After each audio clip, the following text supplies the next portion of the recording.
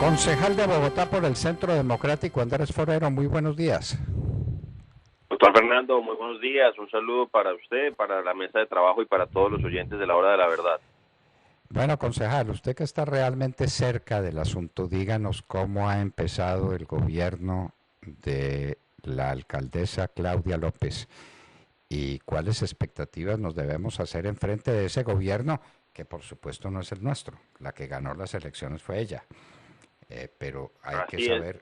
hay que saber cómo va a gobernar y cómo está dando los primeros pasos para ese gobierno. Díganoslo. Sabemos que usted es un hombre objetivo y serio y que lo que le interesa es la ciudad de Bogotá, que para eso lo eligió a usted como concejal. Así es, doctor Fernando. Lo primordial debe ser el interés de Bogotá y en ese sentido nuestra bancada, pues dando un compás de espera, ha decidido declararse en independencia constructiva. Como usted lo decía antes al presentar el segmento, creo que la alcaldesa ha dado sorpresas positivas. Hizo, por ejemplo, o dio lugar a una ratificación muy importante, que es la ratificación del gerente Metro. Yo creo que eso nos da tranquilidad a todos. Además, pues aunque tardíamente, es un reconocimiento a la administración de Enrique Peñalosa, que estructuró un proyecto que Dios mediante pues va a permitir que los bogotanos podamos gozar después de 70 años de espera del Metro de Bogotá. En los nombramientos, como usted lo decía, creo que en general hay cosas positivas. Hay, a mi juicio, solamente pues una mácula, por decirlo de alguna forma, y es la persona que nombraron en Integración Social. A pesar de que yo la conozco y es una mujer pues preparada para hacer un ejercicio político, no sé si esté en las condiciones para hacerse cargo de una secretaría que tiene 1 billón de pesos anuales de presupuesto, y es la persona que se llama eh, Cinia Navarro, que era concejal de Bogotá. De resto, creo que los nombramientos en general pues muestran personas técnicas, personas que conocen de los temas, y vamos a esperar a ver qué es lo que ocurre. Vimos con preocupación lo que pasó con el señor secretario de gobierno. Él pues tuvo ese impasse la semana pasada. Pues Claudia dijo que no tenía nada que ver con el consumo de sustancias psicoactivas, pero más allá de eso, creo que ella ha hecho un buen trabajo. ¿Qué vamos a hacer nosotros desde el Centro Democrático? Ella hizo una serie de promesas durante la campaña que le permitieron llegar a la alcaldía, le permitieron llegar al Palacio de Líbano. Dijo, por ejemplo, que iba a congelar el impuesto predial. Dijo que iba a bajar la tarifa de estudiantes en el Sistema Integrado de Transporte Público. Dijo que iba a bajar las tarifas de los servicios públicos, particularmente de la recolección de basura en la ciudad. Entonces, todas esas cosas, a mi juicio, pues incurrieron por parte de la alcaldía, de la hoy alcaldesa, en cierta forma en populismo. En ese sentido, nosotros no nos está controlando, no podemos permitir que se pongan en riesgo las finanzas distritales, y vamos al mismo tiempo a buscar que haya continuidad en las políticas que acompañamos con el alcalde anterior, que consideramos que eran positivas, y vamos a esperar que también corrijan en los aspectos que eran negativos. Señor concejal Andrés Forero, la ciudadanía está muy preocupada con el tema de los impuestos del predial y de la valorización de Peñalosa, porque son impuestos prácticamente confiscatorios para gran sector de la población. Y eso se está reflejando en una caída dramática de la construcción en la ciudad, que es lo que más genera empleos, y eso pues está reconocido y sabido por todos desde hace muchísimo tiempo. Entonces, parecería perfectamente saludable hacer un alto en el camino en esa materia de impuestos para que los impuestos sean pagables. Es que si usted estudia, bueno, usted es un estudioso, pero digo, las personas que no lo estudian, cualquier tratado de hacienda pública dice que la primera condición del impuesto es que tiene que ser equitativo y que pueda ser pagado por la gente a la que se le cobra. Y entonces ese es el tema del impuesto predial y del impuesto de valorización, que es de tal Sí, naturaleza y de tal tamaño y que además de valorización no tiene nada, que la gente no lo puede pagar. ¿No es entonces y saludable tiene, lo que está proponiendo Claudia López? no, claro que sí, doctor Fernando. Y de hecho, el Centro Democrático durante la administración anterior se opuso en las 2 ocasiones en que el alcalde presentó el proyecto. La primera vez logramos eh, hundir el proyecto de valorización que presentó el alcalde Peñalosa. La segunda, lamentablemente, nos derrotaron los demás partidos, pero estamos conscientes con usted en que para que la ciudad pueda salir adelante, pueda desarrollarse, no puede ser asfixiada ni en su componente residencial, ni en su componente industrial y comercial, por contribuciones e impuestos como los de valorización. Entonces, ahí estamos completamente de acuerdo, pero pues ya eso fue un hecho cumplido y la alcaldesa va a tener que dar trámite, más allá de que nosotros como Centro Democrático hayamos estado en contra de la valorización. Respecto al predial, usted tiene toda la razón. Nosotros deberíamos buscar la manera en que se disminuyan los impuestos que pagamos los bogotanos. De hecho, la ley 1995, autoría del Centro Democrático del año 2019, iba en esa dirección. No era óptima, doctor Fernando, pero era un avance. ¿Qué dice esa ley? Para estratos 1 y 2 y 3, con valores de avalúo catastral de 111 millones de pesos, el incremento no puede superar el IPC por 5 años. Para los demás predios, según la ley, no puede superar el 8%. El año pasado, a finales de año, logramos, y eso pues yo lo puedo decir a título personal, doctor Fernando, que en Bogotá mejoráramos un poco la ley, que para los predios residenciales el incremento interanual no pueda superar el 5% para los predios residenciales. Para los demás sí quedó en el 8%, que es lo que decía la ley. Pero yo le decía que hay que estar atento porque más allá de que es conveniente y deseable que se sigan bajando las cargas tributarias, no podemos caer en la cuadratura del círculo que a veces uno siente que está proponiendo la alcaldesa, y es que va a bajar ingresos y al mismo tiempo va a aumentar gastos. Porque ella dice que va, por ejemplo, a disminuir la tarifa de los estudiantes públicos en el sistema de Transmilenio, lo que también es deseable en principio. El problema es que, por un lado, no sabemos si va a aumentar la tarifa del sistema, pero al mismo tiempo dice que va a aumentar los gastos. Entonces, eso ya, pues siendo responsable, a uno le preocupa sabiendo que el sistema pues tiene tantas dificultades financieras. Concejal, ¿y cuándo se espera que la alcaldesa y su Secretaría de Hacienda se pronuncien sobre esta materia? Porque pues, esto es un problema matemático. Señor, yo voy a disminuir estos impuestos y estas contribuciones y voy a aumentar estos gastos. ¿Y de dónde voy a sacar la plata? Eso tiene que quedar claro. ¿Para cuándo se espera que eso ocurra, concejal? Así es, pues doctor Fernando, ahora, por ejemplo, va a tener que enfrentar una prueba de fuego y vamos a ver si eso no es responsable. Insisto, a nadie le gusta que le suban los servicios o que le suban los precios de los bienes que consume año a año, pero todos sabemos, siendo responsables, que por lo menos tienen que subir en función del IPC, en función del costo de vida. Entonces, ahora ella va a tener que enfrentar esa decisión de si va o no subir la tarifa de Transmilenio en lo que queda de mes. Por otro lado, y cuando se discuta el plan de desarrollo, que eso va a ser en mayo, pues ella va a tener que plantear los lineamientos de cómo va a lograr lo que yo planteé desde el año pasado, que era una cuadratura del círculo, que claro que queda muy bien en campaña, pero que una vez que ella llegara, pues iba a tener que realmente mostrar cómo lo iba a hacer.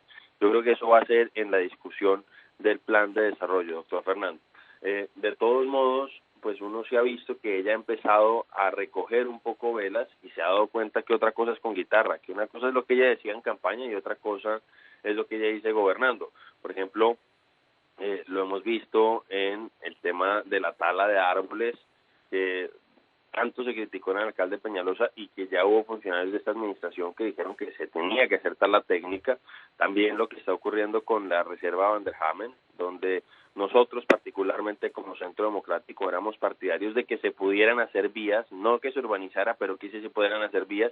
La alcaldesa Claudia López dijo que eso no era posible, que eso era pavimentar la reserva, y hoy su secretaria está diciendo que se debe sustraer algunas áreas para hacer vías. Entonces, vemos que ella está reorientando su discurso, lo que nos parece que es positivo, pero al mismo tiempo pues sí deja un sinsabor, porque eso fue lo que le permitió ganar a ella la alcaldía. Pero como usted decía, lo que nos interesa hoy por hoy es que la ciudad avance, y en ese sentido la alcaldesa no va a recibir una oposición ciega que impida la evolución y el avance de Bogotá.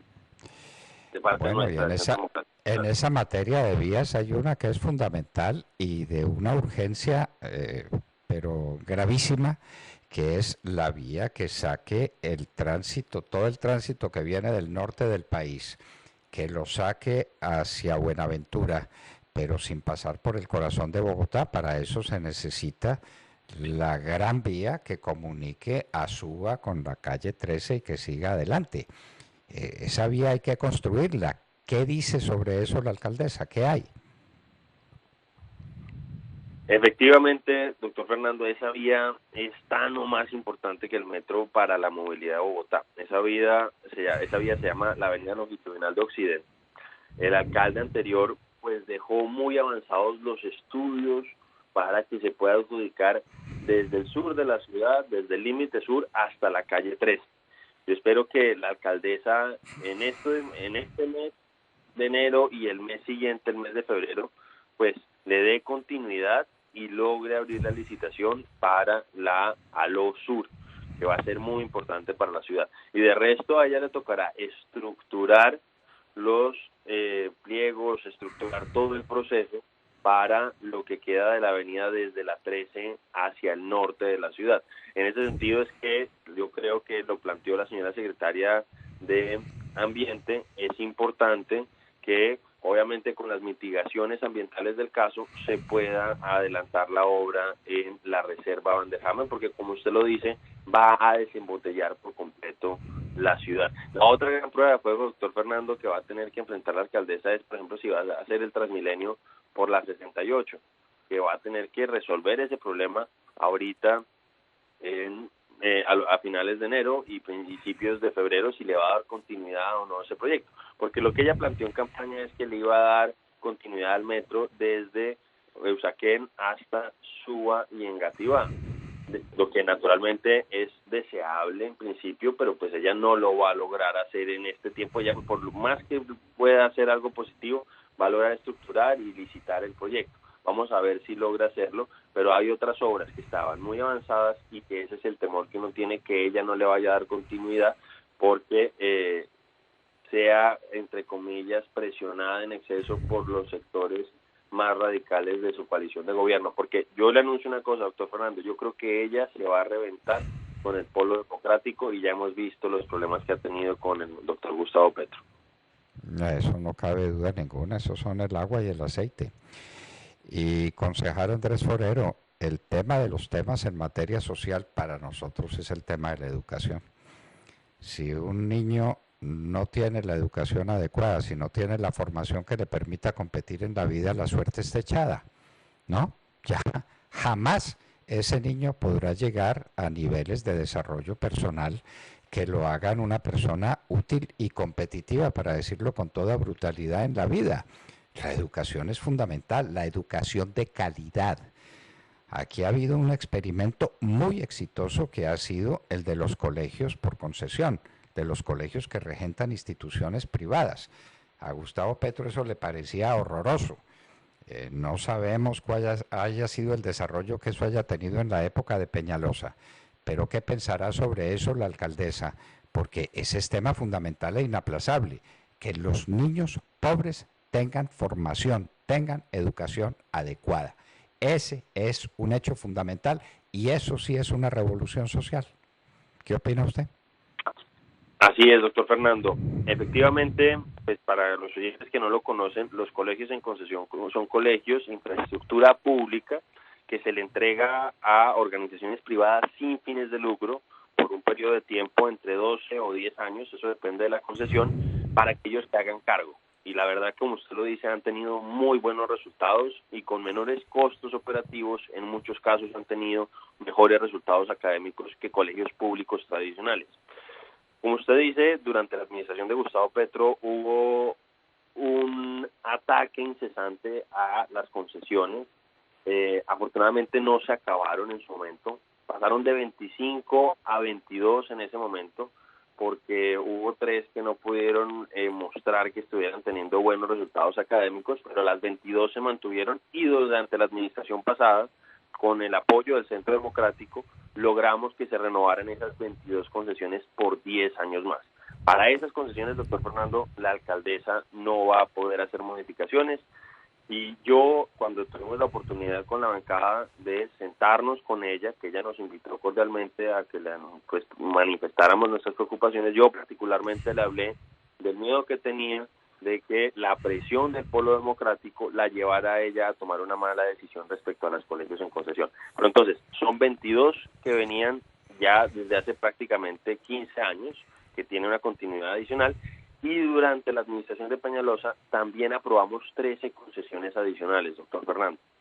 Esas 13 eran para construir nuevos colegios que iban a ser concesionados a otros operadores, insisto, sin fines de lucro. De esos son los que estamos pues con temor, porque algunos no alcanzaron a entregarse durante el periodo anterior.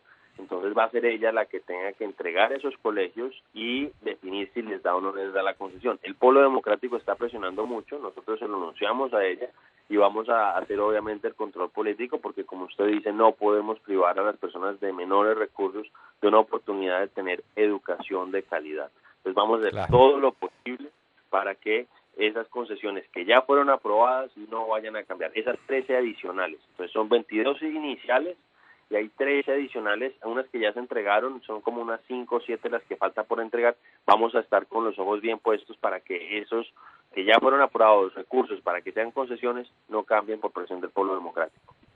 Y si eso funciona bien, concejal, que sean las que sean. El tema es que eduquen bien a los niños. Ese tiene que ser el objetivo, ese tiene que ser el norte. ¿Quién pague y quién gire el cheque? Eso es lo de menos. Lo importante es que los niños en Bogotá y en todo el país, desde luego, tengan educación adecuada en jornadas integrales, en jornadas únicas, porque es que ese es otro temita. Sacar a los niños de los colegios al mediodía y que no tengan otro horizonte sino las ollas o las pandillas. Eso no puede ser. Eso es inhumano. A los niños hay que tenerlos todo el día en el colegio, pero en actividades creativas, lúdicas, formativas, importantes. Ese es el gran desafío, me parece a mí, que tiene la educación en Bogotá y en el país. ¿Sobre eso qué hay? ¿Sobre los colegios con horario integral? ¿O cómo se llamará? Como lo quieran llamar.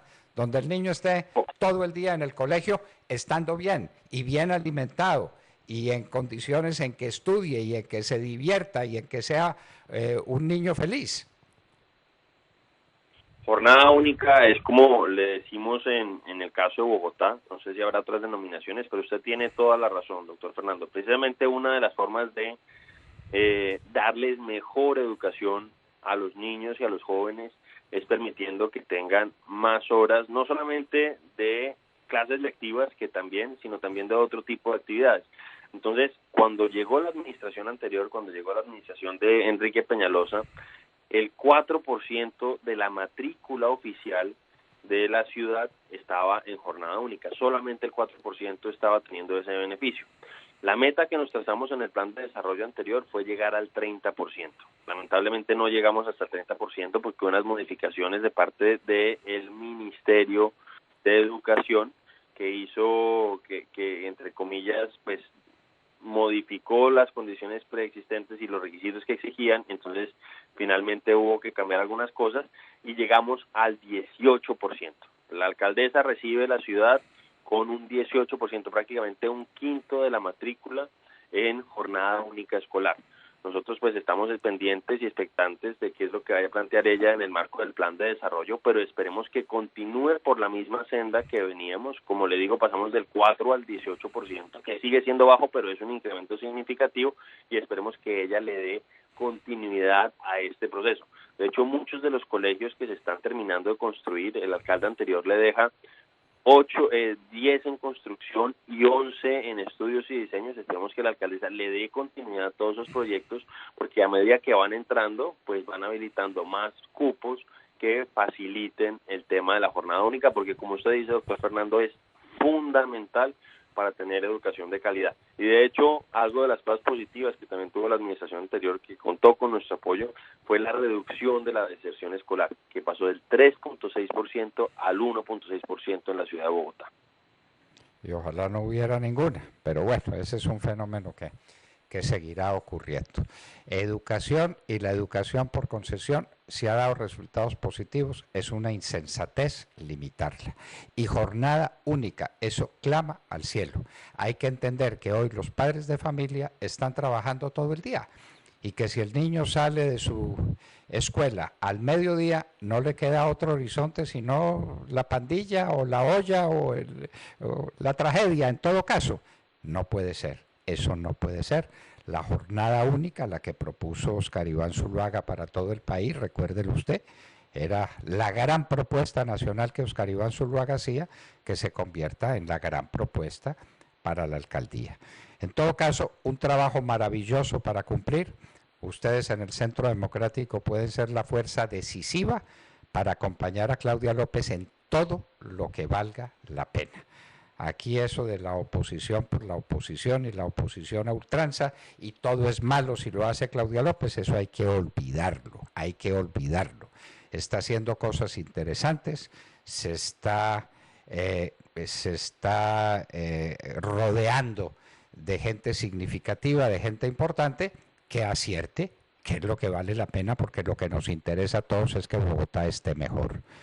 Concejal Andrés Forero, muchas gracias y lo estaremos molestando con frecuencia porque este es tema fundamental para Bogotá y para el país entero. Muchísimas gracias, doctor Fernando, y nunca va a ser molestia. Un saludo para usted, para la mesa y para todos los oyentes.